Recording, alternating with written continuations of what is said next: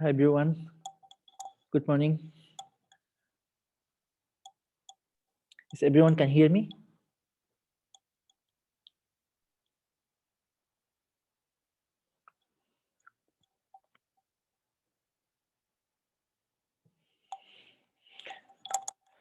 Hi everyone.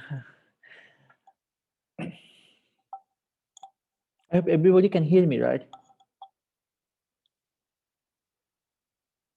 Is everybody hear me? May I know? Okay, that's good. Okay, so very good morning. So I wish everybody is fine and well. And it's a holiday. I hope everyone got a good holiday during this time. And yeah, time flies. Okay, so we are going to start our class, and today we are going to discuss about one interesting topic. Okay, I just go to my slideshow, share screen. Okay, okay,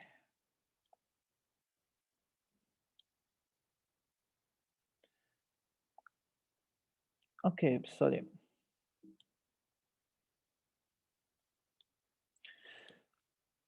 Okay, so today we are going to discuss about one interesting topic. This is the concept of emptiness. So it is the topic emptiness is discussed in many ways, in many different ways, even now today. Uh, based on the teaching of emptiness, that a lot of teaching later on is evolved. So initially, we start to talk from the early Buddhist discourse and how the term emptiness start to use. So emptiness is in India or in Sanskrit language, it mentioned as sunyata, or in Pali they say sunyata or shunno or sunya or zero. So maybe you maybe that some of you may be aware that the term zero is a mathematical terms. Actually, the term zero, it was it was started by Indian mathematician. Indian was the first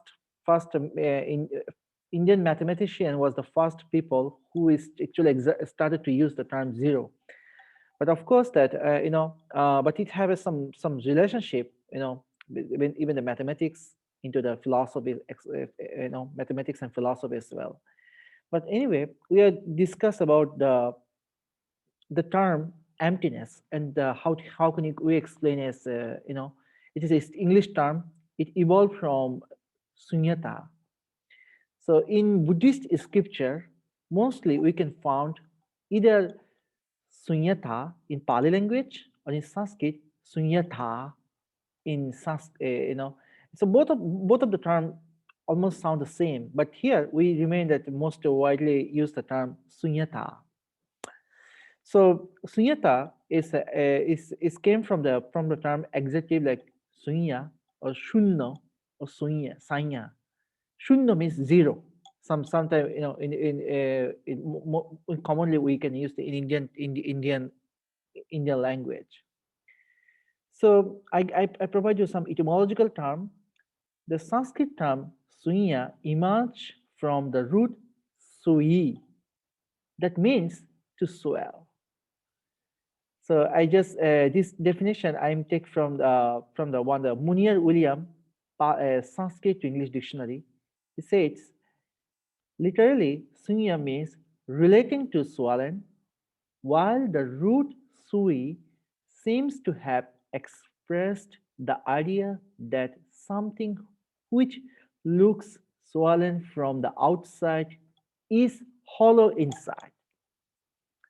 So we can be also the translate sunyata as hollowness, you know, and now we can see that how the literal meaning of sunyata it can be it discussed in the dictionary and the scriptures, in mostly the South Asian scriptures.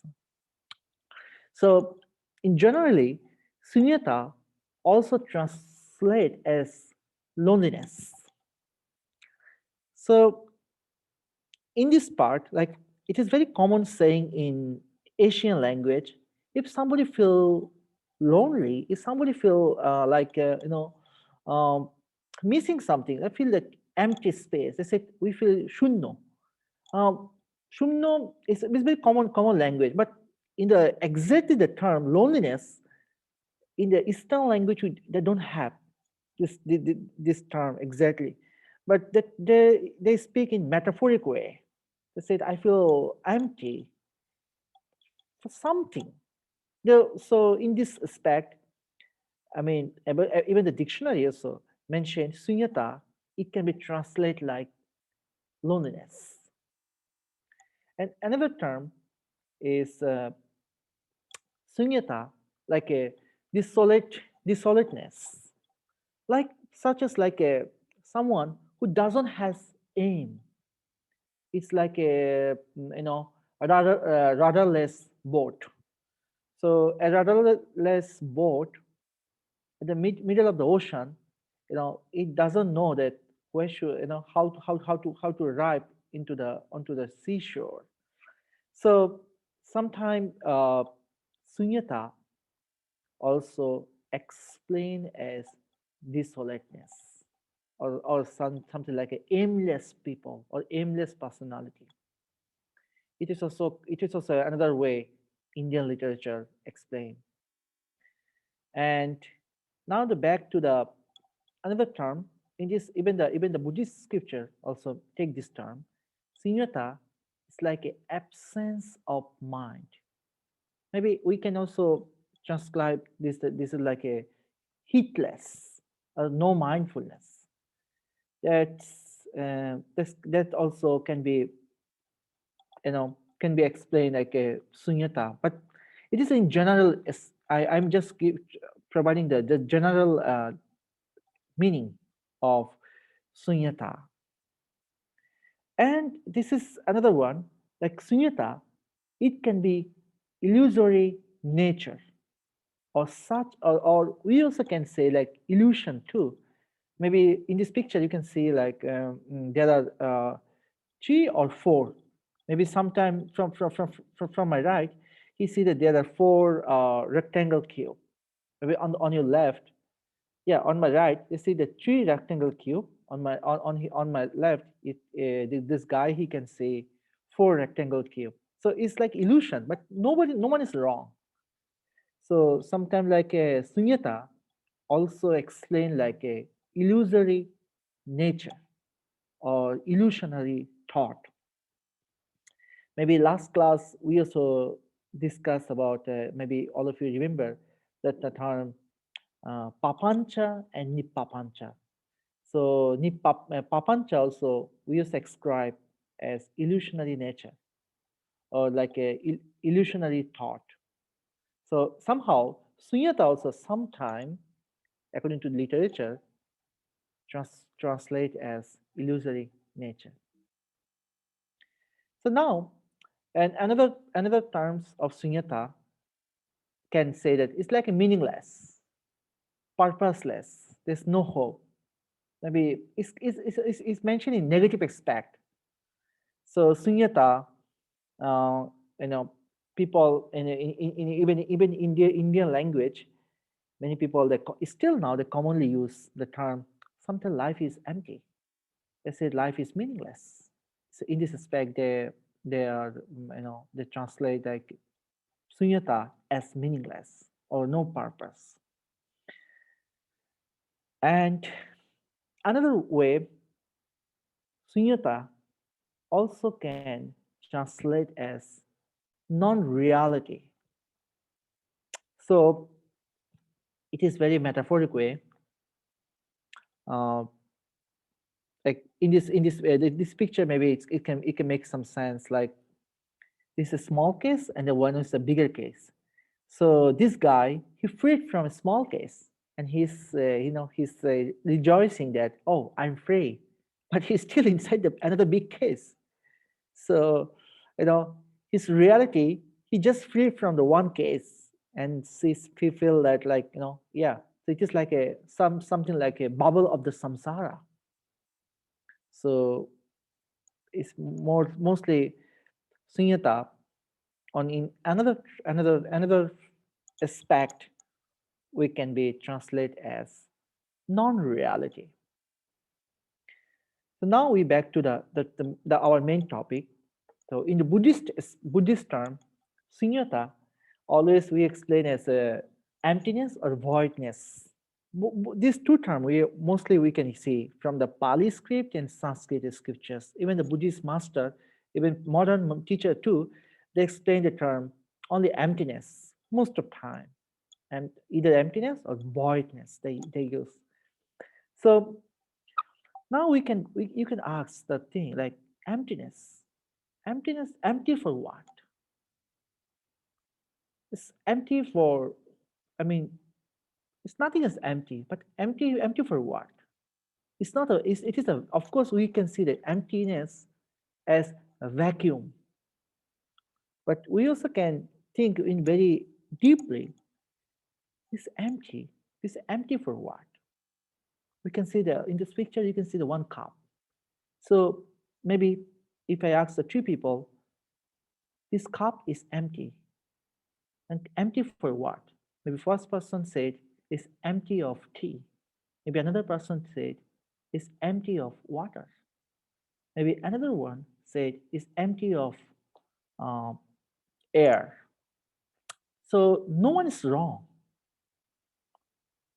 No, now so we need now back to the more deeper sense. It's empty for what? So now we always see this term emptiness, and sometimes we misunderstand in the Buddhist scriptures. But we try to understand that in this session, we can try to understand the general aspect, how, and also in the basic Buddhist aspect, how the emptiness is explained. But of course, emptiness is a metaphoric way to describe that non-self from the Buddhist aspect, nirvana, and also that describe about the cessation of suffering too. But we come in this point later in this we discuss. But we just now see that how the Buddha said, and what was he said about the term emptiness. So in the sutra Majjhima Nikaya, so Buddha and Ananda was his attendant. So Buddha and he has a conversation, and Buddha asks Ananda that there are like how does he feel after he meditate? So Ananda said that very interesting way. He said that his feeling was like empty. Then Buddha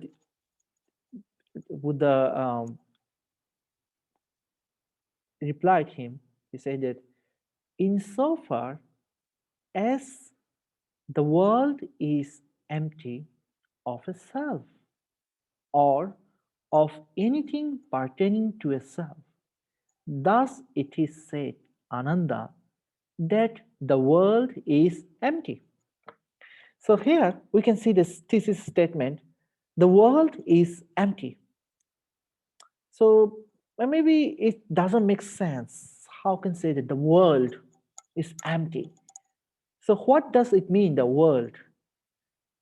So my world is like everyone has their own perception onto their own world. Like my world, maybe my world is my students or my friends, my family members going to university or working some Buddhist organization. So this is the which I'm limited with this world. Maybe someone world is maybe working in the something like a high positions or the government side, the diplomat side, and he can think that many countries, this is his world. But in generally, maybe from the we can see the entire cosmology, like a galaxy, the sun, the moon, and all the stars is those are consist of the world. So there is this different definition for different people, but at the end, the world is empty. I think it is a Buddha's explanation. So his viewpoint, the world is empty from the terms of impermanence. So his viewpoint is that the truth of impermanence is the truth. Understanding impermanence as impermanence, this is the reality. So what is arising? That is ceasing. Like such as like my body. Since I was born, I am slowly growing up. And year by year, my age is growing.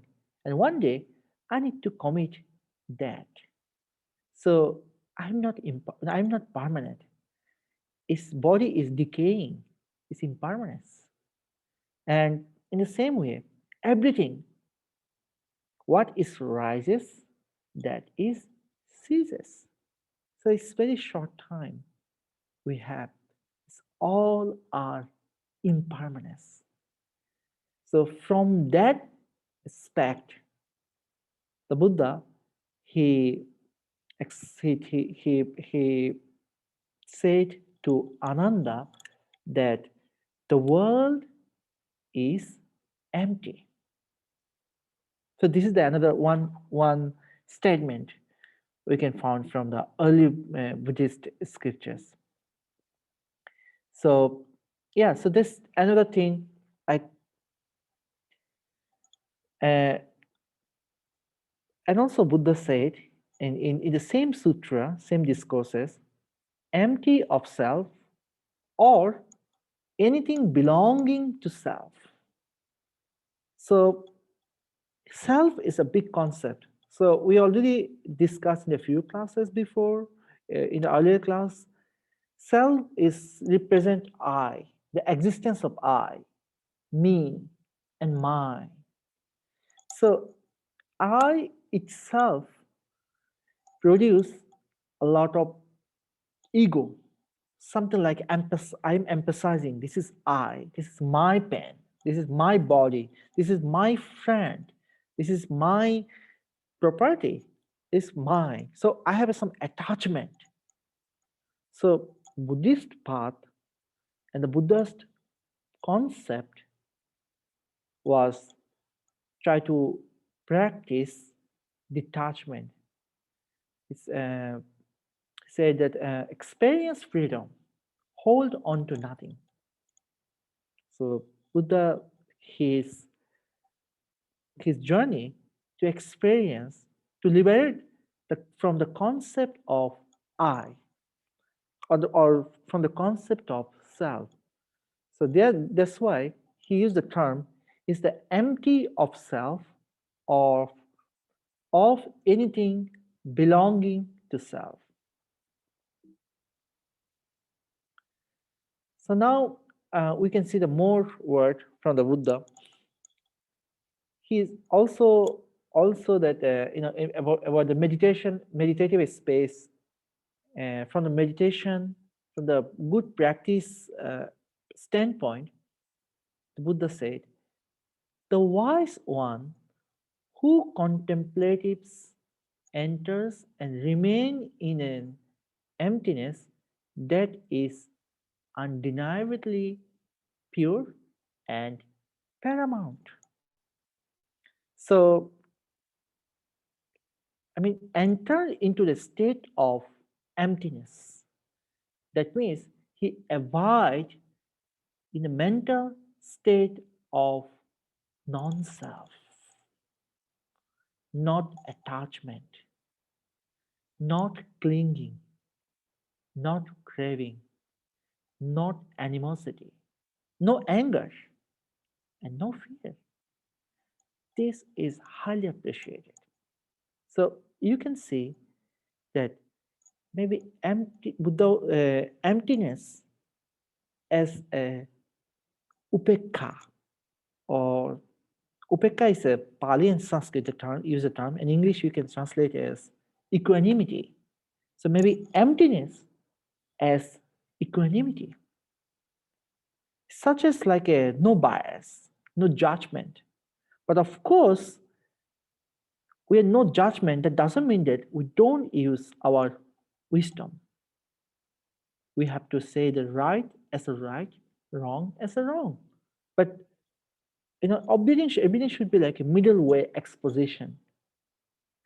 So, however, emptiness, I mean, would appreciate the wise people. He mentioned the wise mean that means who is who is a dedicated, contemplate into his practice, and who avoid in the state of non-self, who experience the state of nirvana or freedom. This is the empty state of the mind, and that is very pure and paramount. So, in entire early Buddhist discourse, in entire sutra from Pali scripture, we can see the threefold perspectives of the notion of emptiness.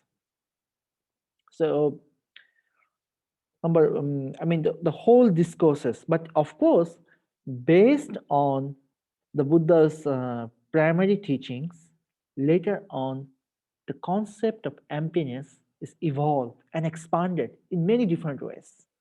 But in the sutra or in the discourse, we can see the three perspective, and the Buddha said, uh, Buddha used the term emptiness.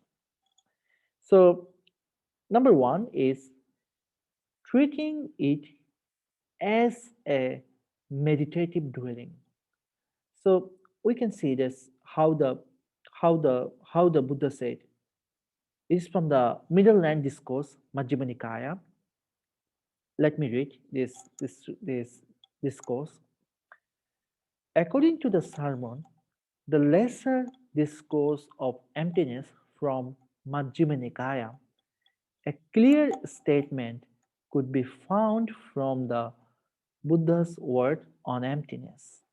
When Venerable Ananda wanted to confirm of his earlier hearing whether the blessed one's joyous meditative dwellings of nothingness was correct or not.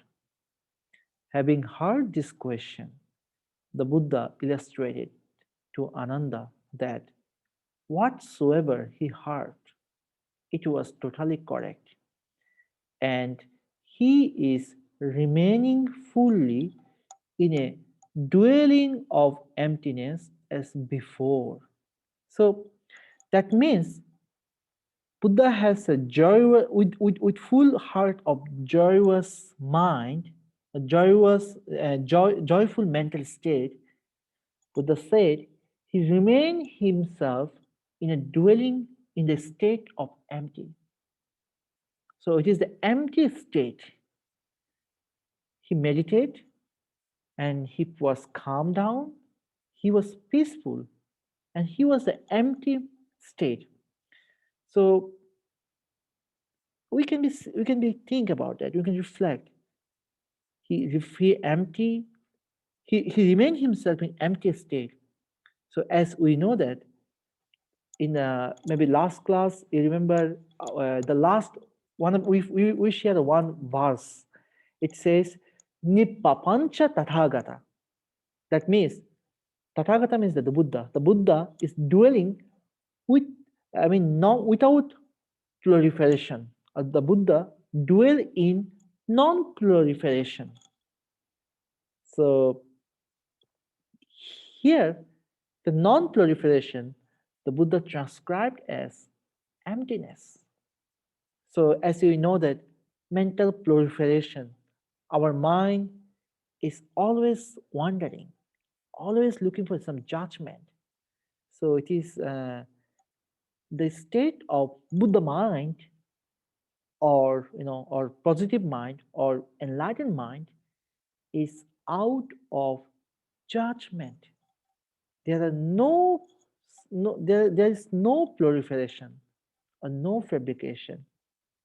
So he rejoiced himself to remain as as the state of emptiness. So here Buddha and Ananda in this conversation is reflected to Buddha remain as joyous mood by by continuing his journey to stay at empty mental state. So then I just try to in briefly I just concise that joyous meditative dwelling of nothingness. So it is from the early, sorry, uh, I highlight with the blue color. So sorry, red color. The blessed one, joyous meditative dwelling of nothingness. So joyful meditative dwelling of nothingness. It can be represented. He remained himself in the state of non-self. He continued his journey with full of metta or loving kindness and karuna or compassion. So his compassion, it was out of race, out of country, out of class, and he was for everyone. Everyone he treated as the same way because he doesn't have any judgment. He observed human being as the human being. So number two,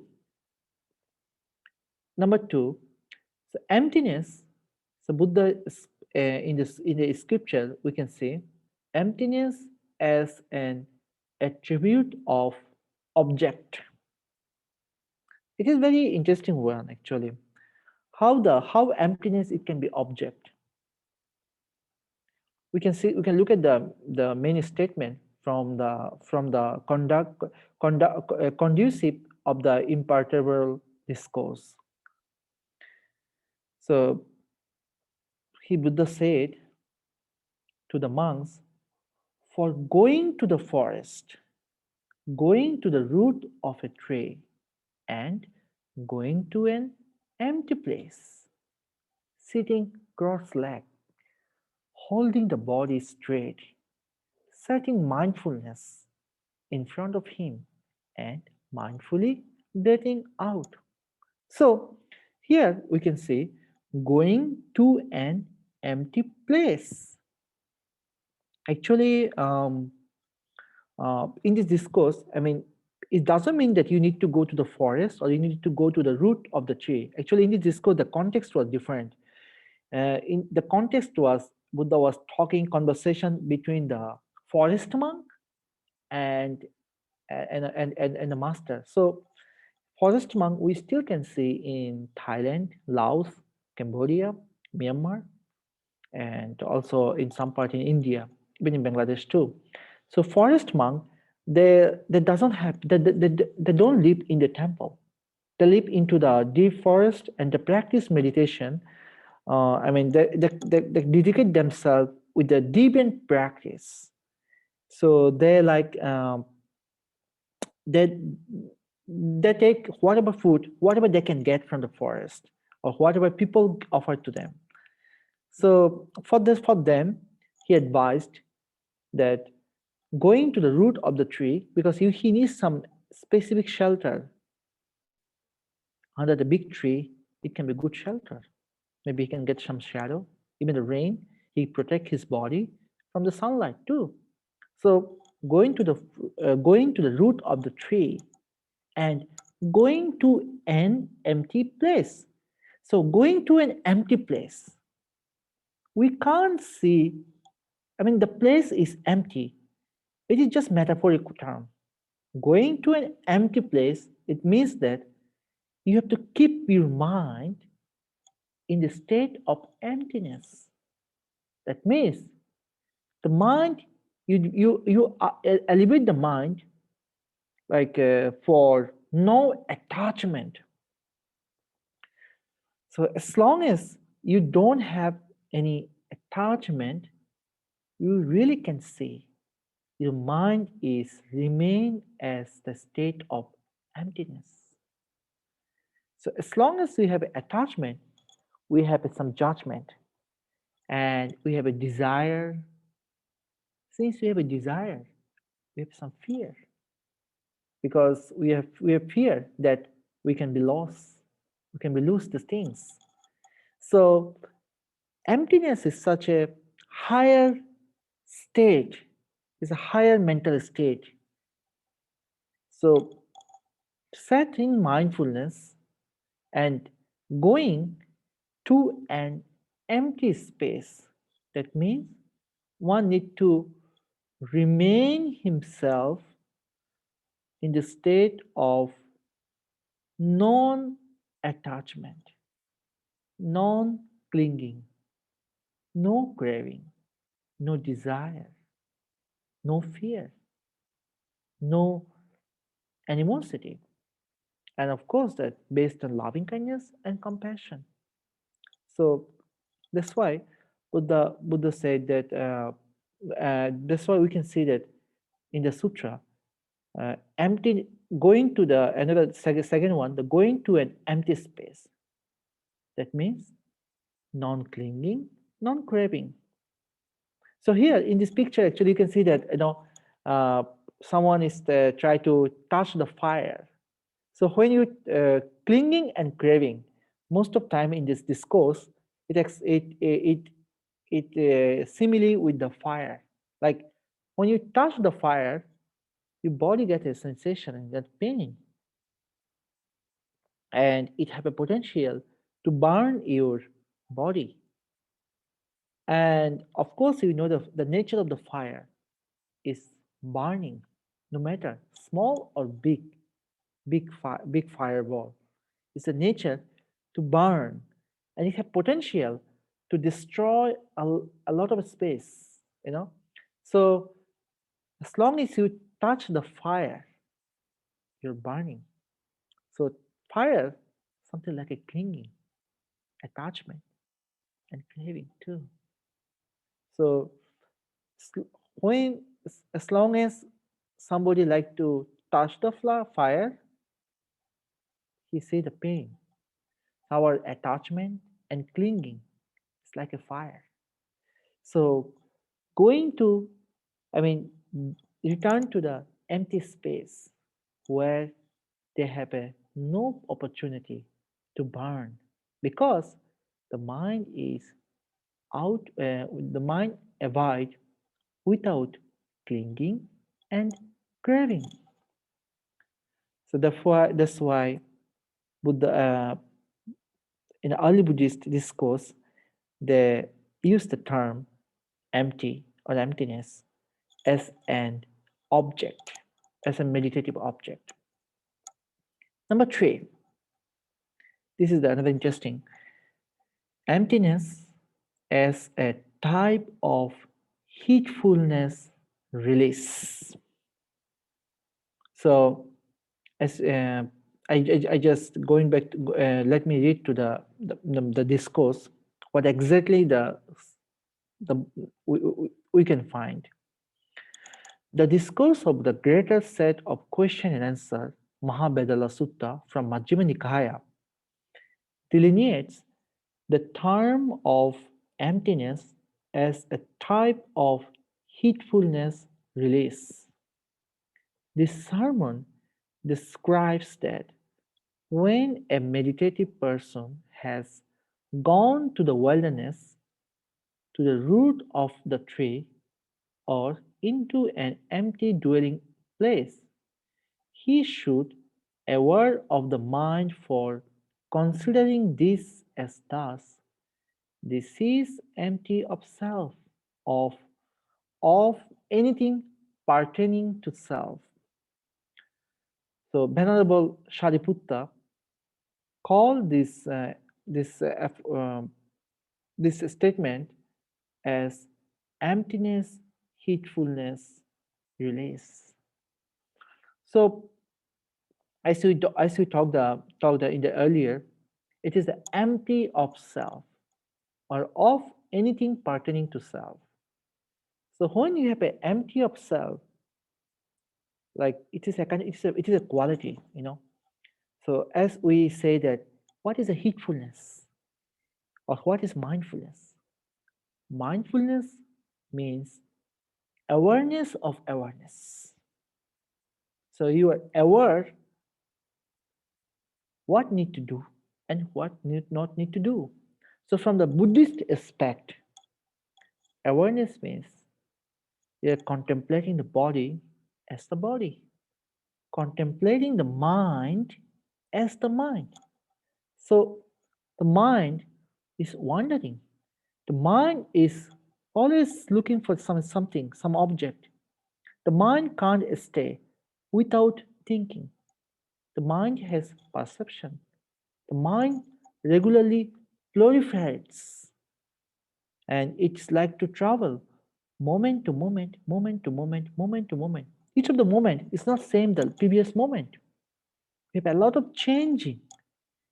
So because still have a concept of, still have a, our I, me, mine, so strong. It's looking for something. Say, I looking for this job.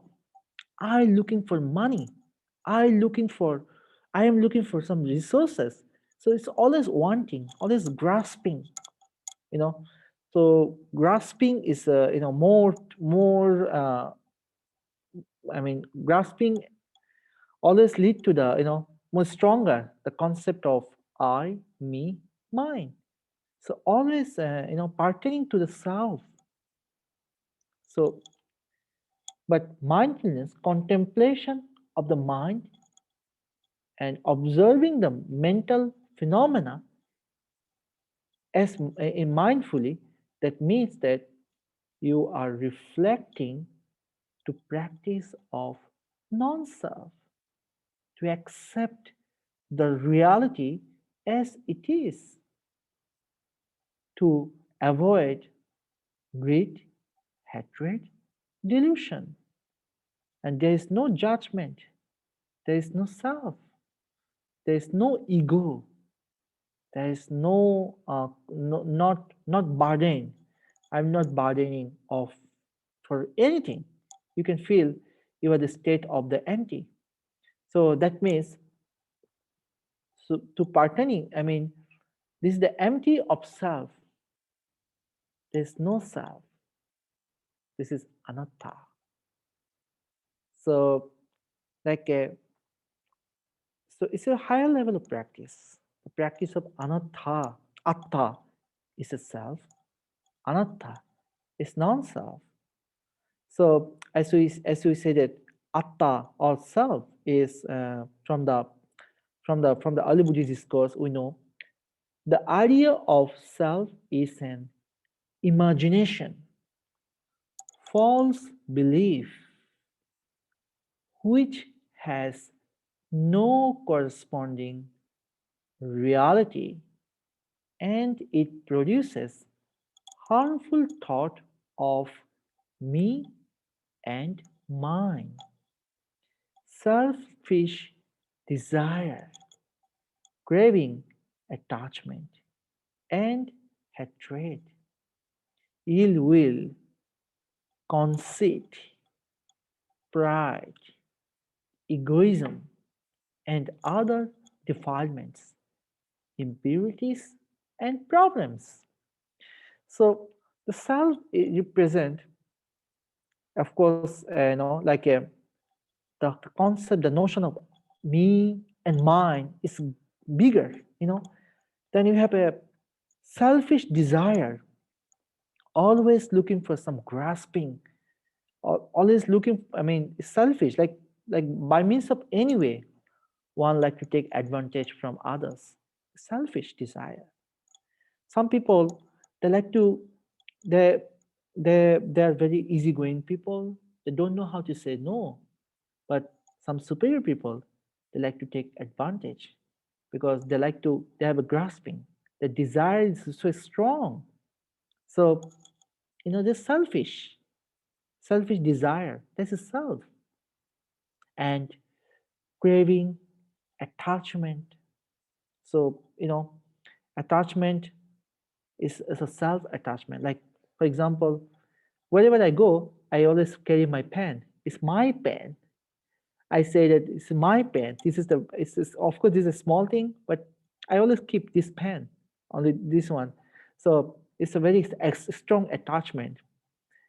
And it is still attachment too, from the Buddhist point of view. But of course, I value this pen, because this pen was offered to one of my very dearest friend. He's a he's a monk, and he's a very good friend of me. We are long time, for last 1.5 decades. We are very best friend. So I carry that. I value that. Our treasured our friendship.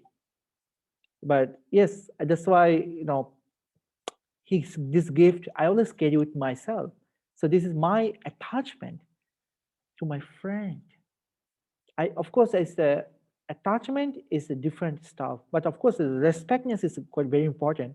I value, I treasure to our friendship, but attachment is sometimes is go to the no wisdom.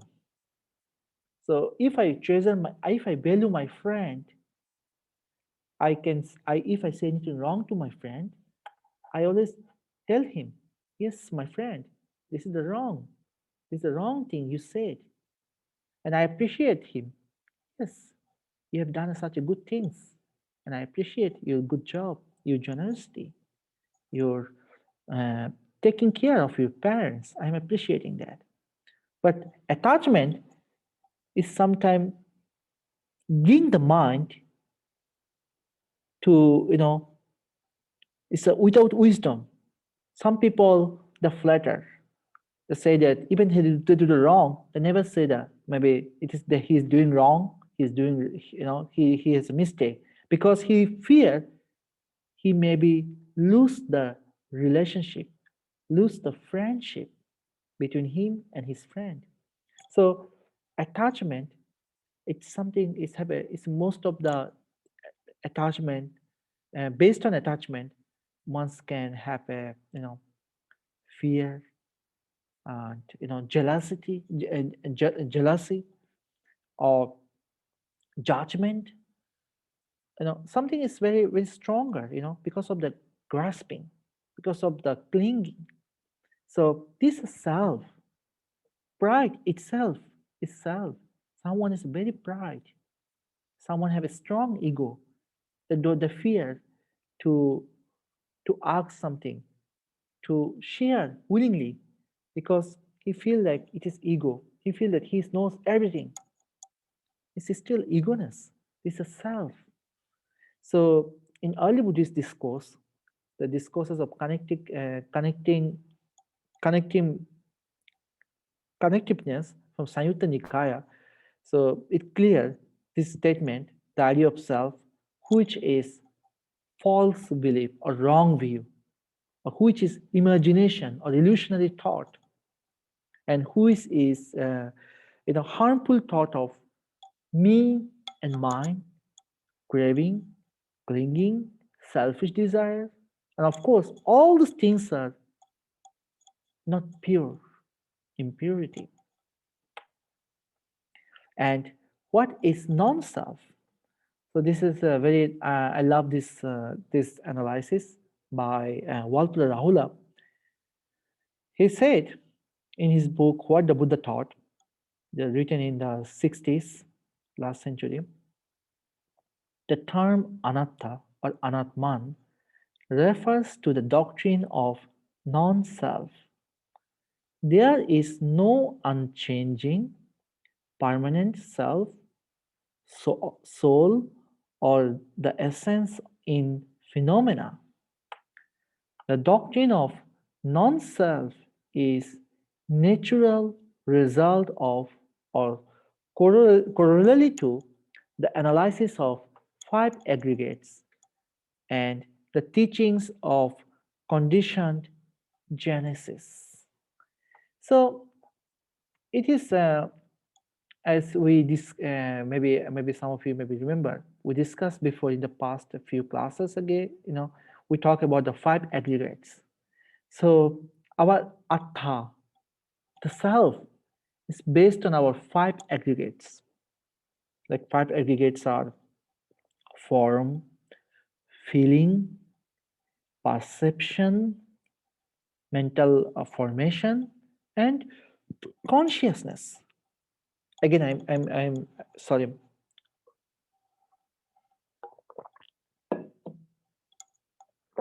The 5 aggregates are form, feeling, perception, mental formation, and consciousness. So all these things, all these 5 aggregates are, are producing and making stronger the self concept to oneself. So non-self, it can see clearly. So non-self, you can see the 360-degree angle, the entire self, entire process.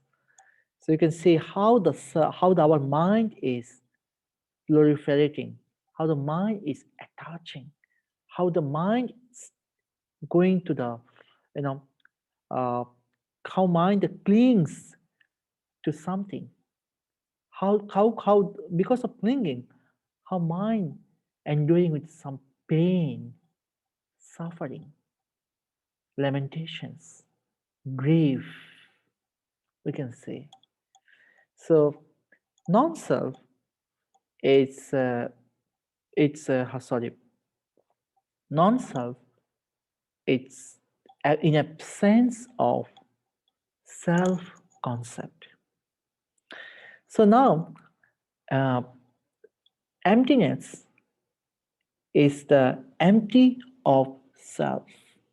So emptiness, from the early Buddhist discourse, we can say it is the empty of self. Mostly, we can say that empty of self is a higher level of practice. So empty of self, that means this practitioner really keep this mind in the positive, in the one level, it's a higher level, in a state of nirvana, the state of freedom.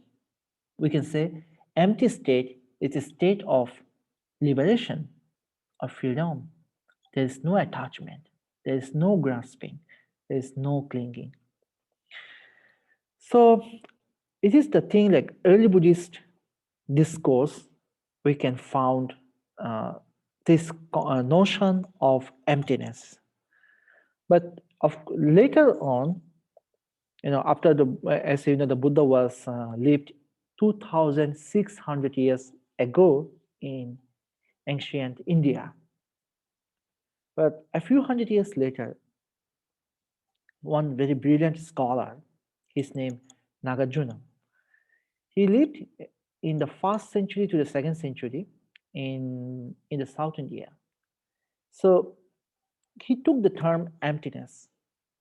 Based on emptiness, he discoursed, he produced his monumental text Mula Madhyamaka Karika.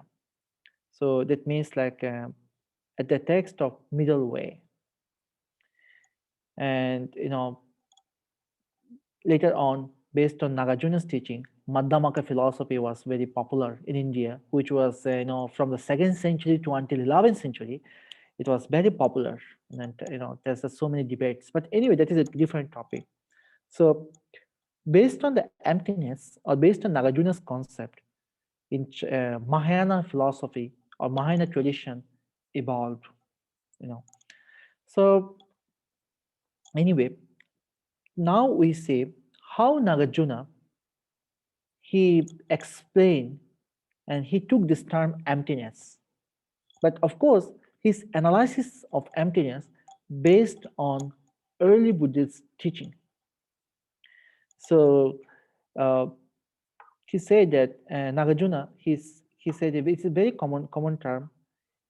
Sunyata or emptiness is thought to eliminate of all views.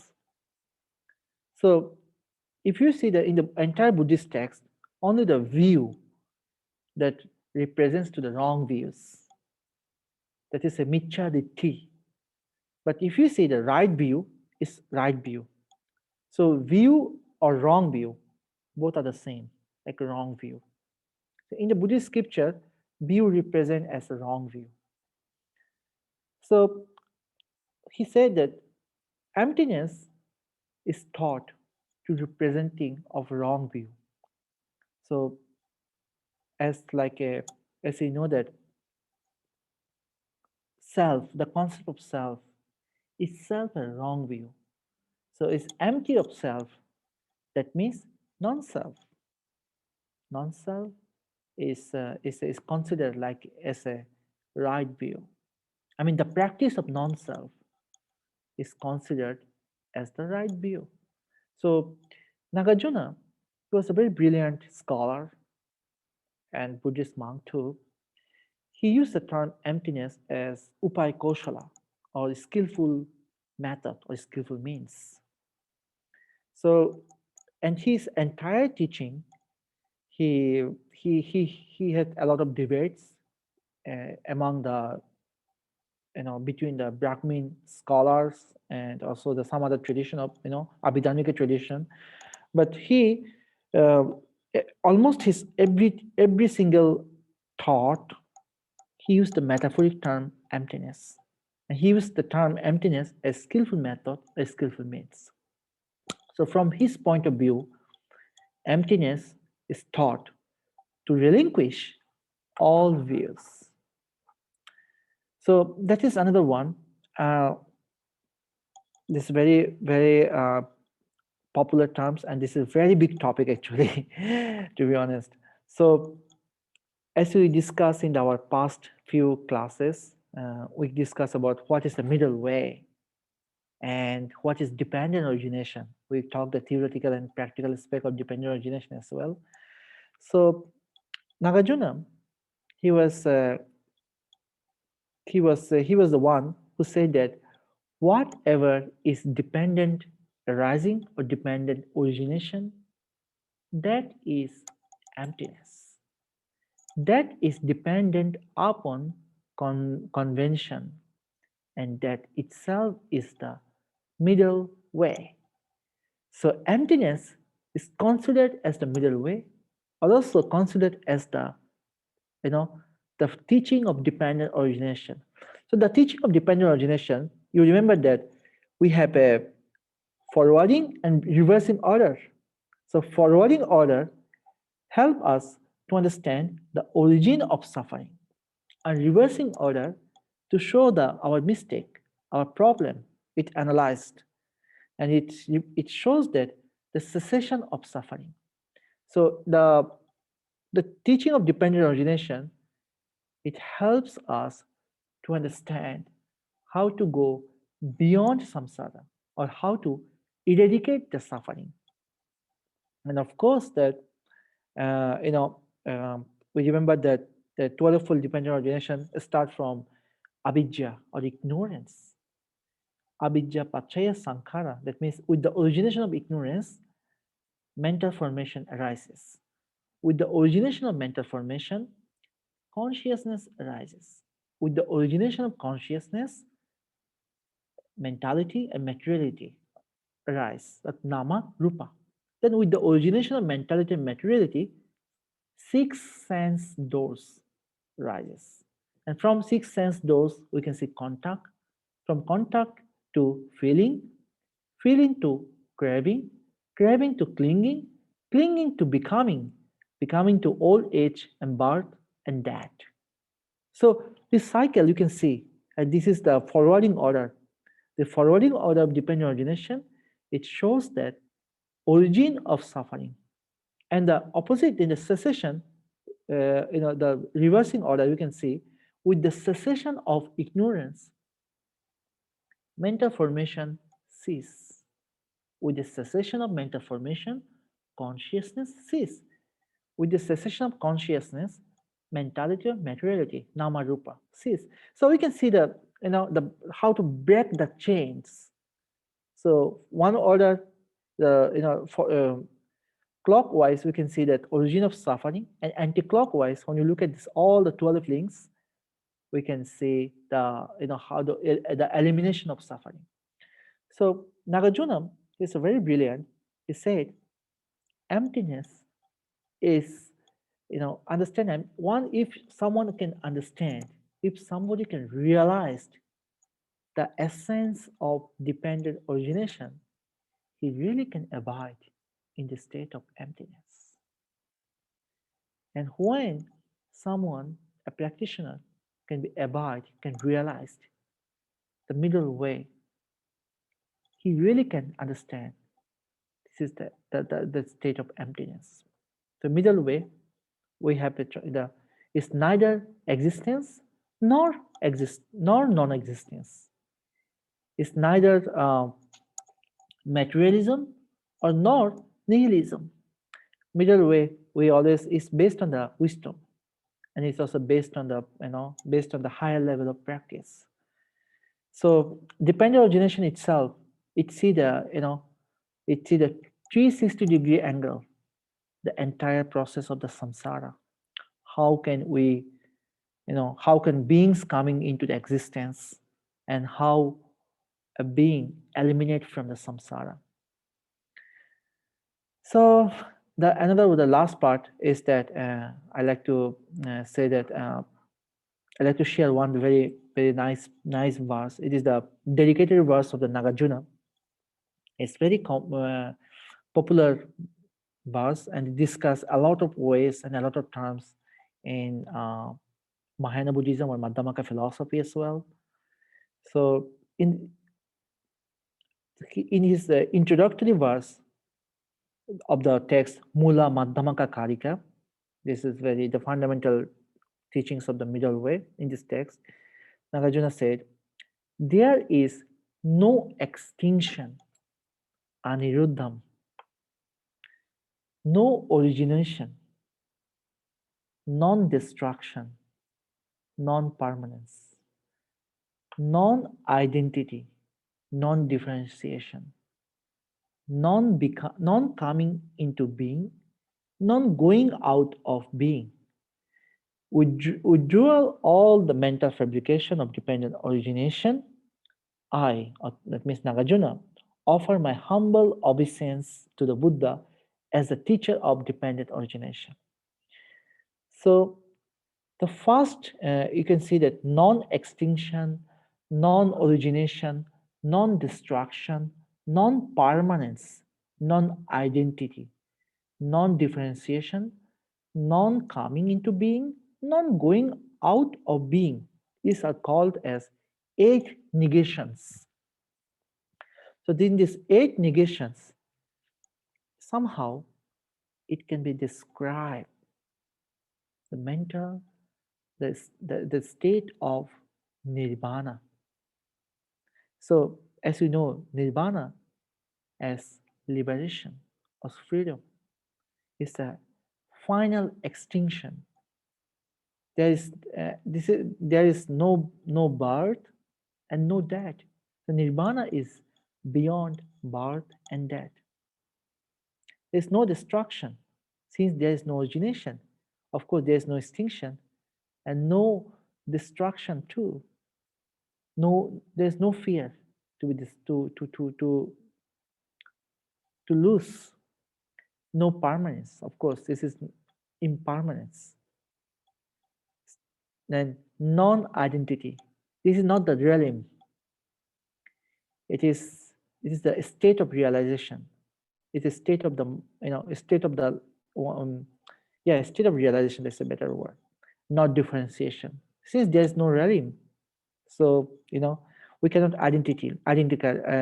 non-identity, and non-differentiation, and not coming into being existence, and not out of being. That is very intellectually way Nagarjuna explained, and he said that withdrawal all the mental fabrication, That means all the mental proliferation, no prapancha, non-proliferation. There's no wandering, and that is dependent origination. So he has a great gratitude to the historical Buddha, because Buddha was the one who introduced the doctrine of dependent origination. So Nagarjuna, he came 800 years later after the Buddha's passed away. So some of you maybe asked that a few class in our earlier class that about the Nagarjuna's concept, So based on the this is the introductory verse of Nagarjuna, and based on this verse, the entire text was compiled, and it was the one thing.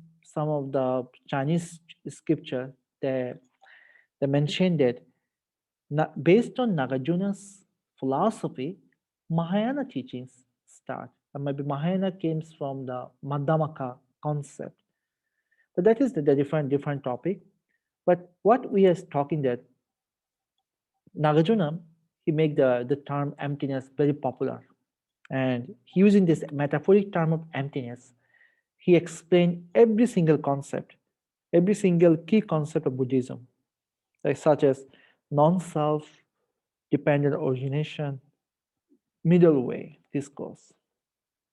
So we can conclude that emptiness as a nirvana. So nirvana is the highest realization. So it is the highest destination for any Buddhist practitioners. So as we know that in our last class also discussed, nirvana like extinction. This like a flame in a candle. When you blow in to this flame, the flame is disappeared. You can't see, it's extinction. So nirvana is such an extinction, the end of samsara. That is emptiness. And of course, nipapancha tathagata, that the verse, like last class we discussed from Dhammapada verse. The Buddha mind is a void in non-proliferation.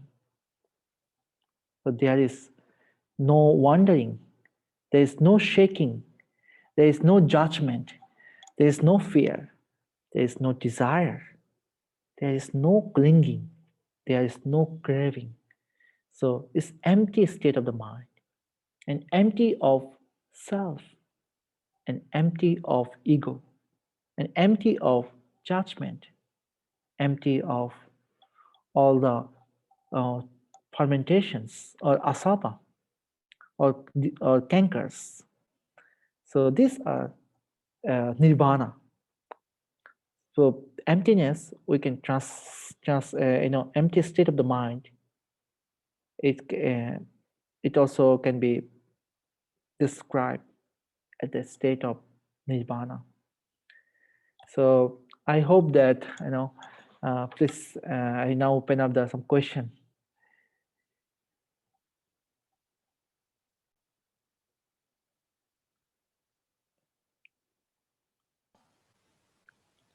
I have a question. Hi. Yeah, please.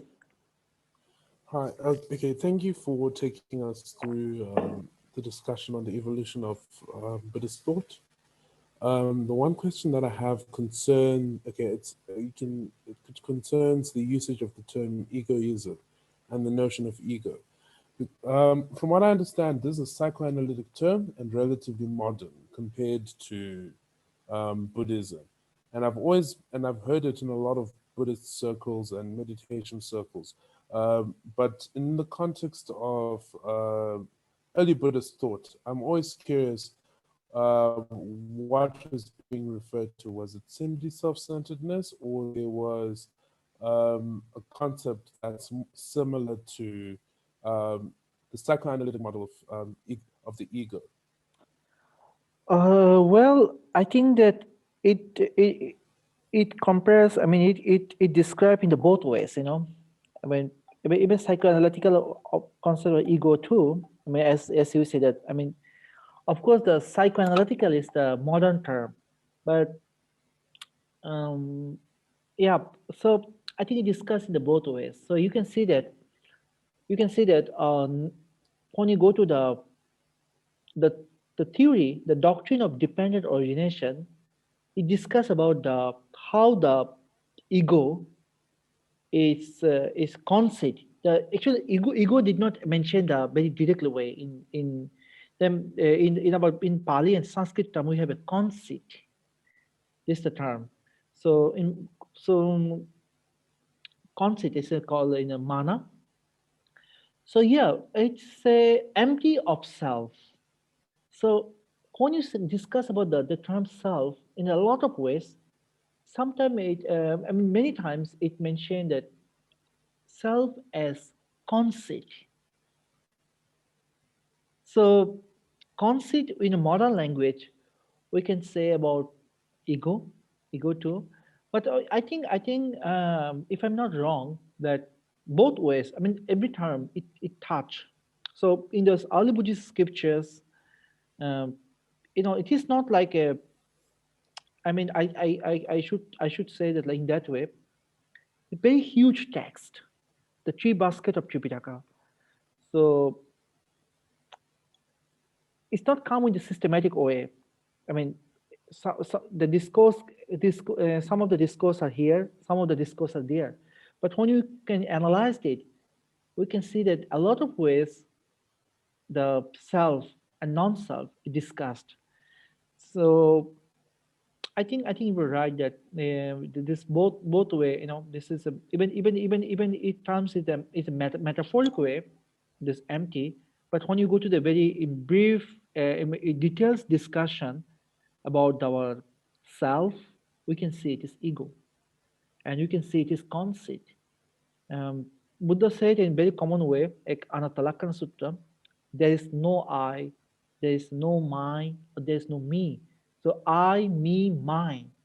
These are these are wrong view. So I, me, mine. So so when you go to the commentarial explanation, we can see this I, me, mine. It represent our conceit, our ego. You know. I see.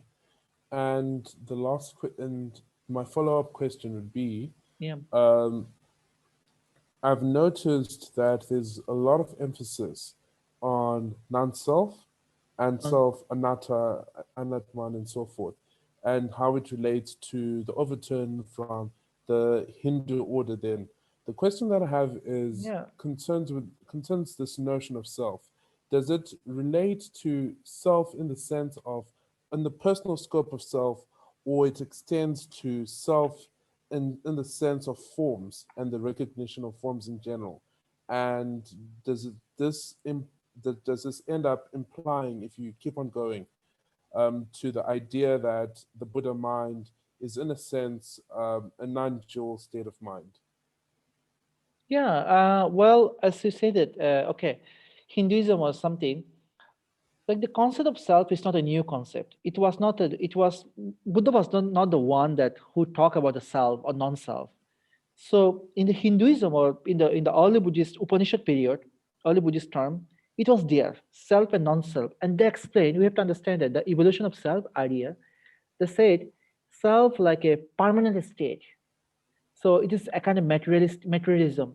That means even this continual process, even you die, you still you are continuing your, there is you are born into the another state, or you are going to the God state or Brahma world.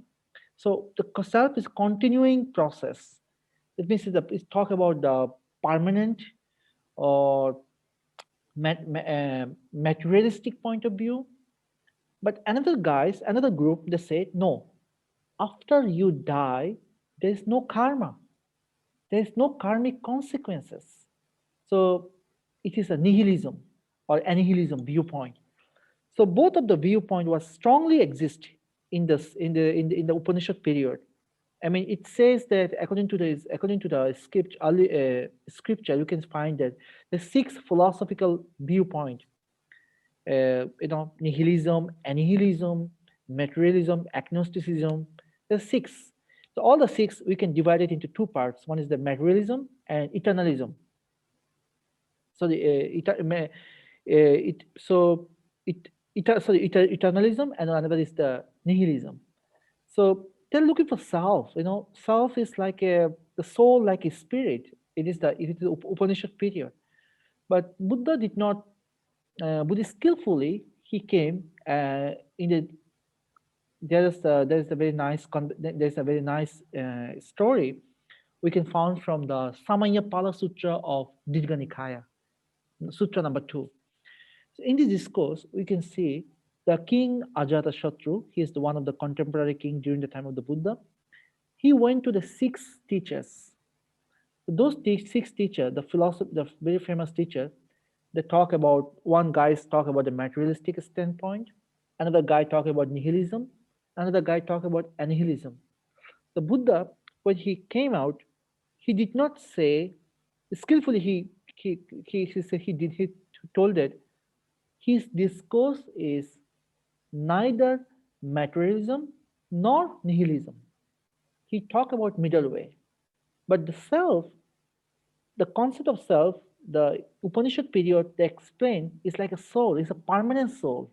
So permanent soul is like a you have a sometime sometimes it's very dangerous as practice, because when people are looking for say a permanent soul, a bit ego concept is involved.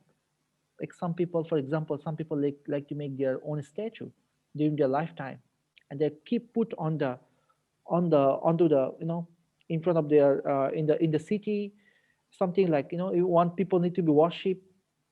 It's like it's a big ego, big conceit. He looking for the people should bow, you know. So this kind of concept like a is permanent soul is ultimately it doesn't make sense. So Buddhist aspect always being this ultimate standpoint. He said that is this is kind of a wrong view somehow, and one need to believe one need to the terms, the self is anatta, is non-self, but non-self it's somehow like a, I know it's not about that I give up everything. Non-self is using the wisdom middle way concept and try to reduce from and stay away from clinging, attachment, craving. And of course, when someone not clings to something, he ultimately he stay without conceit. There is no ego. It can helpful somehow. So non-self, it can bring him, to onto the path, and he can see the 360-degree angle about the entire process of this samsara, about the entire process of this 12 links. So this idea like self, like sometimes is a form, as you said. I mean, sometimes, but when you practice, when somebody look at the self in the materialistic standpoint, so it's very it's very hard to explain about the reward process, karma and reward. But karma, when generally, we can just know that if someone do the good things come to him back. If somebody does bad and unwholesome feedback return to him. So this is a karma. But self, I mean, the nihilist people, they don't believe karma. This is quite dangerous. If someone don't believe karma, so that's like they can do whatever they like to do in the world. Maybe they can start to killing. Maybe they do something harmful action because they don't have a fear to the uh, to the consequences. So sometimes, like whether I don't know the reward process is a true or wrong, but somehow it's a healthy practice, make the world a bit peaceful manner. except that people have some kind of, those who are religious people, then those who are spiritual, so spiritual hearted people, they have such kind of idea that yes, if I do something good, of course, some good point, of course of course, if I do the bad, of course I have some bad consequences. So I have a fear of this bad. I have a karma. I believe in karma. So you can say that Buddha mind.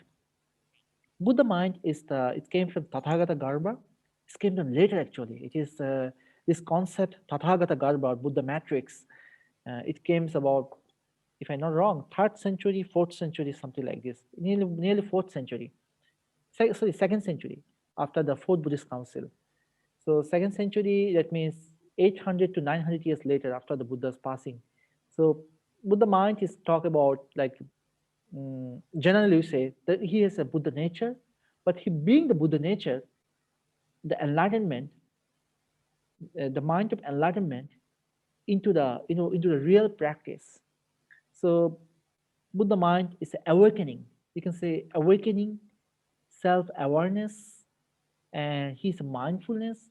He abides in non-proliferation and with practice of with full of loving kindness and compassion. It's a general definition of Buddha mind.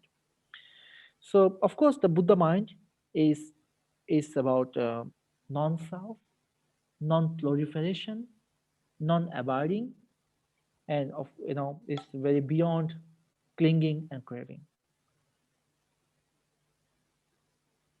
I see. Thank you very much. Ah, And you are then welcome. sorry for asking so many questions. No, no But problem. this is We still have a the time. last one. And is there canon that you can recommend for reading more on detachment? I haven't seen that many suttas or talks that directly address detachment. I've mostly seen Hindu Dharma talks that touch on it, but I haven't seen much in terms of Buddhist Dharma talks that really address the topic of detachment and how it plays a role in terms of the path to enlightenment or the path to Nibbana. Well, there are so many dharma talk actually. I can recommend you Bhikkhu Bodhi's one. Yeah, that is actually actually interesting. We also in our faculty meeting we're also discussing about that actually. In from March, I'm going to also continue the one teaching. So just give the name dependent origination, unfolding dependent origination. So in this series also, I discuss about the detachment as more too. But there's so many explanation. Buddhist. I think Bhikkhu Bodhi is very good. He explained in the YouTube. You can search from him. He also gave a lot of talks about that they don't say about exactly the detachment. Buddhist. They said non-clinging, non-attachment. And this is a kind of a skillful way because in Pali we don't have we have a tanha, we have a upadana. Tanha means craving, upadana clinging.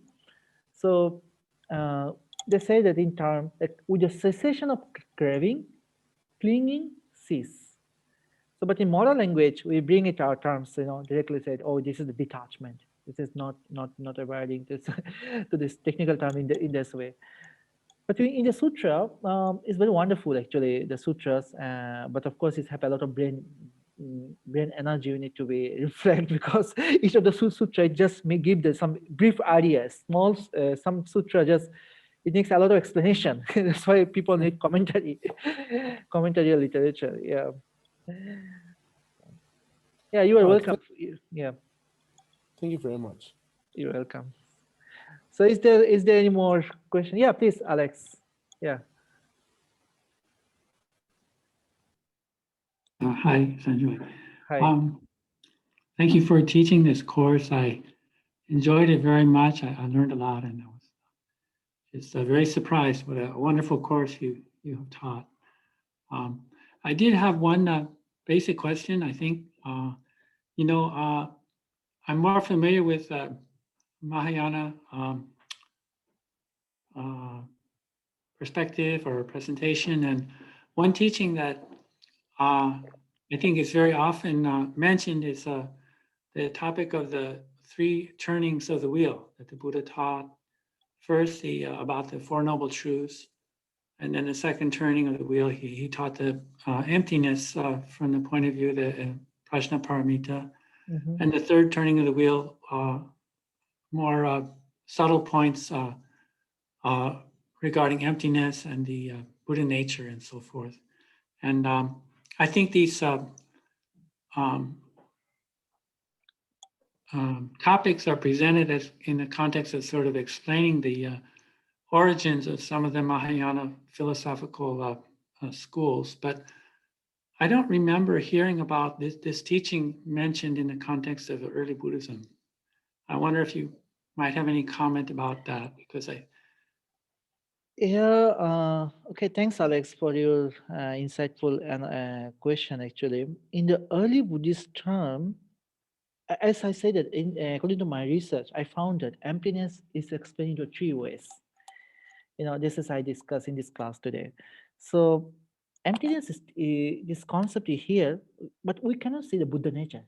In early Buddhist discourse, we can't. I never see the Buddha matrix or Buddha nature or Buddha mind in the any discourses in the early Buddhist script. So early Buddhist script, we categorized in like how can I say, uh, Nikaya and Agama text. So only the sutra, only discourses. Okay, only canonical terms, not commentary. Commentary is evolved from mostly from 5th century to the 11th century about the Pali commentary. Mostly Pali commentary was compiled in Sri Lanka when after Buddhaghosa went from India to Sri Lanka. So in the sutra, in the discourse, I never say the term Buddha nature in the discourse. But another term, like even the Tathagata Garbha in the Sanskrit, maybe you can see the Buddha matrix. This term came mostly used in Sarvastivada and the personal parliamentary literature. It was start from 2nd century, and it was have many version. Uh, and also that as we talk about a little bit about Nagarjuna, it's not very much, a little bit. Nagarjuna, he took some point from early teachings, and based on this concept, mostly he take the Kaccayana Gutta Sutra from the early Buddhist teaching, Kaccayana Gutta Sutra from from Samyutta Nikaya. Kaccayana, the discourse to Kaccayana. You can also search, even I can send to you this link. So in this discourse, Nagarjuna used a lot to explain the middle way and even emptiness too. And he there's a one philosophical conflict because Nagarjuna, he refuted Abhidharmika literature. He did not really appreciate, he said that is another standpoint. But the Buddha nature, this term, it is a later on evolution. Maybe they have some, the concept that you can see like awakening mind. So we can see awakening mind, this term, in the in early Buddhist scripture. But in early Buddhist scripture, everyone said that everybody have a potential to release themselves from suffering. But in Mahayana tradition, when he was very started to establish, and Mahayana, that say that the great vehicle. So Bodhisattva ideal, based on the Bodhisattva ideal, Mahayana tradition evolved. So Bodhisattva ideal, that means everybody has a potential to become the enlightenment, to become the Buddha. But here is the thing, later they divided, Buddha is a general Buddha or the great, the historical, like the Buddha, like a Siddhartha Bodhisattva or Siddhartha Buddha. Here's the thing. But according to Mahayana, you and me, we have potential. If we practice well, we can become like a Samma Sambuddha. Samma Sambuddha, that means like a Buddha, like a Siddhartha Buddha, Siddhartha Gautama Buddha. But we also can see that some other enlightenment people like Sariputra, Magdalena, Ananda, Buddha's disciple. They also enlightened people. There was an awakening too, but they're not the same level of the Buddha. So that is the general. I mean, that is the disciple, Sravaka Buddha. They categorized Sravaka Buddha, that the disciple of the the enlightened being, disciple of the Buddha. So according to Buddha nature and uh, this the Tathagata Garbha, this concept, it was very briefly discussed in Yogacara. There's another school. It evolved after Nagarjuna, uh, mostly that 3rd century. It became more popular school, in the north southern India and being to the northern India as well. So in Yogacara, they discussed, they tell that they have a potential that you really need to be someone really need to be can be the Buddha, that is like a Samma Sambuddha. You really can be. But yes, Mahayana teachings and early Buddhist teachings is a little bit because it's a development process. This came later, and Theravada tradition, it was so close to the a bit early Buddhist teaching because Theravada tradition, they don't they don't say that, okay. They explain about Arahantayana. One can be Arahant, one can be enlightenment, one can be awakened, but based on the level of their practice. It is the Theravada tradition they discuss. But yeah, so about early Buddhism, regarding to your inquiry in the early Buddhist scripture, I did not found term like a specific term Buddha nature. Sorry, yeah, Buddha, yeah, like the Tathagata Garbha or Buddha nature, this term. But in Prasna Paramita Sutra, is widely explained. They have many versions. So, within from the point of view of early Buddhism or early Theravada teachings, there is no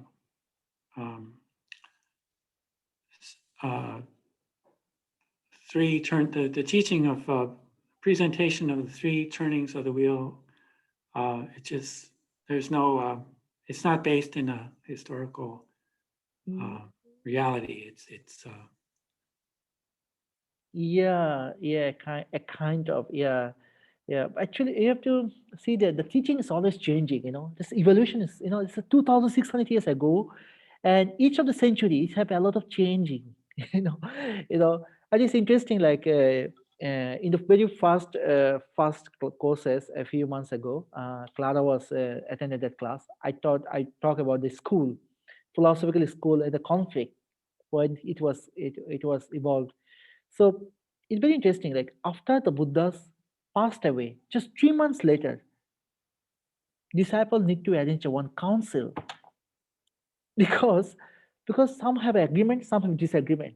Something they going on, and 100 years later, they had another council too. So early Buddhist teaching we categorized from the Buddha's time, historical Buddha's time, to 100 years after the 100 that part. But after Second Buddhist Council, and in between Second Buddhist Council to Third Buddhist Council, there was a lot of change. But the Dr. Nalinaksha Datta, he was a very wonderful scholar. According to his research, and also another one, like Akira Nakamura is a very good scholar, to Japanese scholar. So we categorize that there become 18 philosophical schools in between Second Buddhist Council to Third Buddhist Council. So so the period is 118 years. That period, because Third Buddhist Council held during the time of Emperor Ashoka. So Emperor Ashoka's period was 3rd century BCE. That means from today, 2,300 years ago. And Buddha, 2,600 years ago.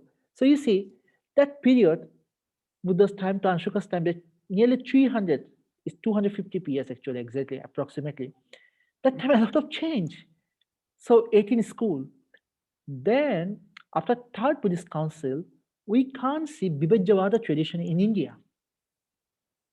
Then now we can see Sarvastivada tradition is dominating now, and Abhidharma tradition start.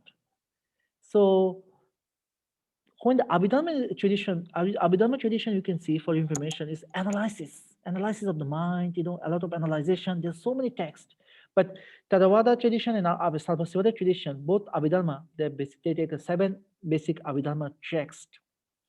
So mostly Theravada tradition or Vibhajyavada tradition, Vibhajyavada Abhidharma, we can't see Tathagata Garbha, this term. But in the Sarvastivada tradition, they are, they produce many more concept, new idea. And the Tathagata Garbha and other stuff, and other materials, actually just they have some reason why they include this tradition. It was needing, like Nagarjuna, for example, why he is too much about emptiness? Because Nagarjuna, he always need to have a debate between the Brahmin people. And based on their some inquiry, some concept, he coming to the point emptiness. Maybe there's some reason that all the reason we're not clear still now. What sometimes we have to find out the context. What is exactly the point that the literature need to be added this kind of materials. And you can see Pasnaparamita Sutra, there's another thing you can see.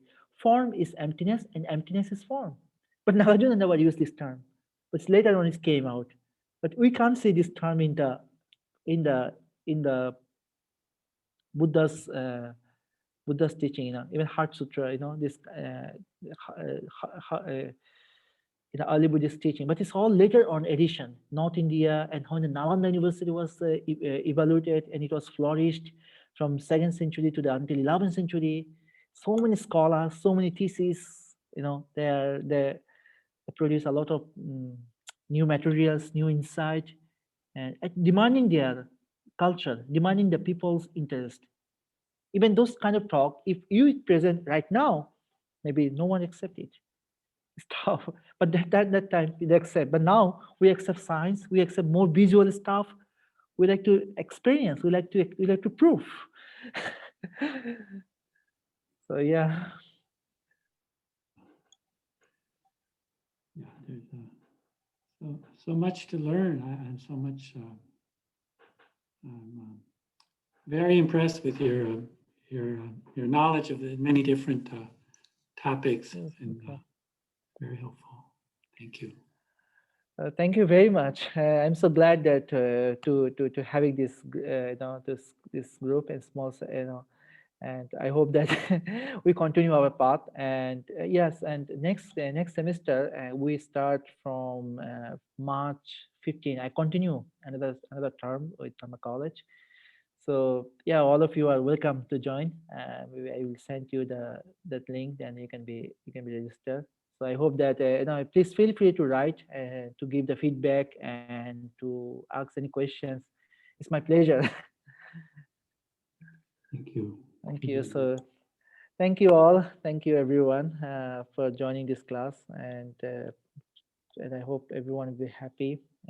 Happy holidays too, and we all are continue our path. We continue our journey. Thank you very much. We hope to continue. Thank you. Bye.